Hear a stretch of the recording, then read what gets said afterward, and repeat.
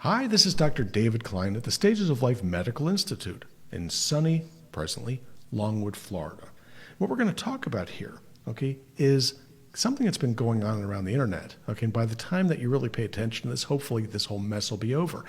But it was promulgated by a chiropractor who went out and told everybody, you need to fix COVID by taking tonic water in great amounts, okay, zinc in high amounts, okay. And he has a tremendous following for this. My God, he would have a better following if he actually went to medical school. He would have had a much more intelligent following if he took physiology and chemistry, maybe a little pharmacology. But here's the real drill with this. Plaquenil has been used to treat autoimmune disorders as an anti-inflammatory for decades. It's been around forever. It is marvelous medication. Is it also used to treat malaria? Most certainly. We see lots of malaria in the United States, but we do use an awful lot of Plaquenil.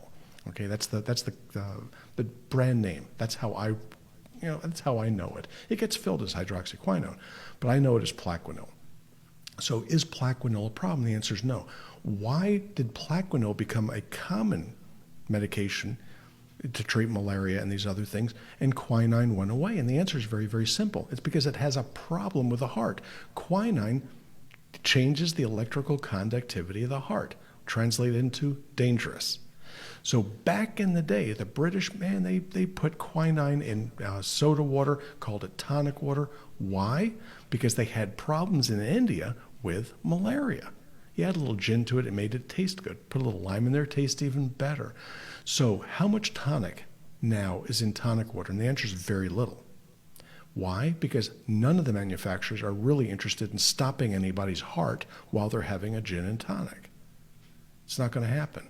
So yes, historically, tonic water back in the 1880s, 1870s was in fact substantial amounts of quinine, but not anymore. It's just very much like going back and saying how much cocaine is in Coca-Cola, right? Because in 1910, that was a different time now, wasn't it? So no, it's nonsense. What else? To tell somebody to go out there and take enough zinc to burn out their olfactory lobe, how does that translate into? That you can't smell and can't taste for the rest of your life. Doesn't sound like a good idea. Zinc can be toxic. So you have to be careful how much you take. How much is a smart idea? Between 25 and 50 milligrams of zinc gluconate. Zinc oxide should never be used. It's not appropriate. It doesn't absorb very well. It's erratic in its use. But zinc gluconate or some of the other zinc chelates. But 25 to 50 milligrams of elemental zinc per day. That's all you want. If you take more, it is going to cause damage. So first thing, if you enjoy a gin and tonic, go for it. But don't think for a minute, okay, that you're doing anything to help or hurt the COVID virus. This is Dr. David Klein, and I'll toast you over the weekend with a gin and tonic and a Plaquenil tablet to boot.